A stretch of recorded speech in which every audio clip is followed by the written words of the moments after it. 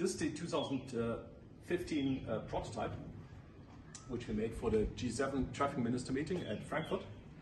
And this shows the intermediate state of that year of the IEC standard for the charging and parking infrastructure for non-cars, light electric vehicles.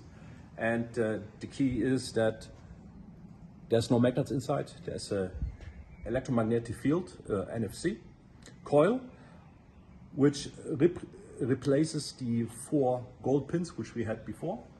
The 4 gold pins had the issue with always being outdoors, in the socket, but also on the bike. So that's why this one only has 2 pins, and actually the socket has 3 pins, because there could be also for motorcycles a bigger connector, which has 120 volt DC. Actually for most bicycles and scooters, I expect the top 2 pins will be used, which are 60 volt, up to 60 volt DC. So it's also under the low voltage directive.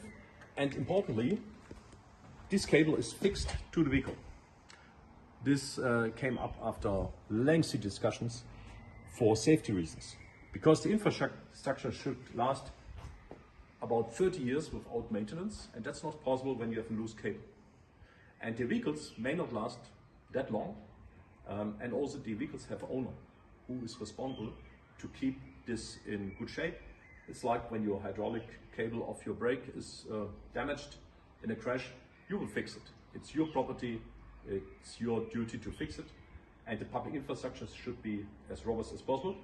So this means here we have a socket. This is a prototype. It was just about to show how it works. And now I plug it in. In the moment I plug it in, the devices, the infrastructure and the vehicle, they communicate. And now we can see it's locked. And to unlock it, the vehicle has to give the instruction to the infrastructure, please unlock me. And this can happen, for example, in this bike with a code. And after I put in the code, I can unlock it again. Of course, this cable should be hidden. Could be, for example, like this in the prototype here. Very simple construction. So the cable slides in and maybe placed in the socket here or there. But this is the question of the manufacturer, how to do it. And now we are a few years more down the road. Actually, this is the latest prototype within the Interact Northwest Europe Clean Mobile Energy project. And here you can see a scooter from the company eFlow. It has the cable fixed to the vehicle, and when I want to park it and charge it securely, I plug it in here. Now the display also says it's locked, and it gives also prior to a lot of information. Now you can see the charging process is starting. This is already now the first one of the first units from the real mass production.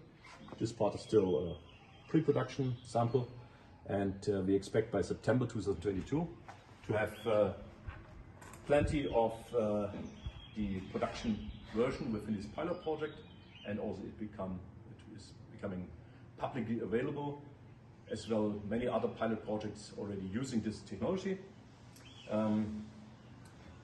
For this pilot project, we have NFC key to unlock it, but if this is in a real product, probably just when I authorize myself as the owner, switch it on, the vehicle should tell the infrastructure, my owner is back, please unlock.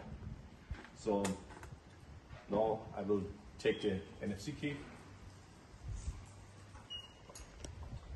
unlock it, and start here, and I'm ready to go. Also here, still a lot of room for improvement to implement it. In a production version, of course, this will look differently. But that's the principle. You have the fixed cable on your vehicle, and the infrastructure recognizes. In the moment, people will unauthorized disconnect it. For example, cut it with a knife or just rip it out.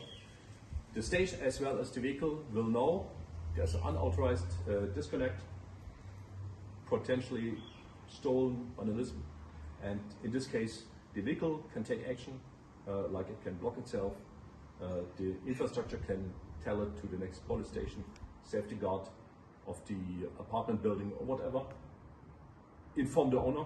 So this technology gives all the possibilities.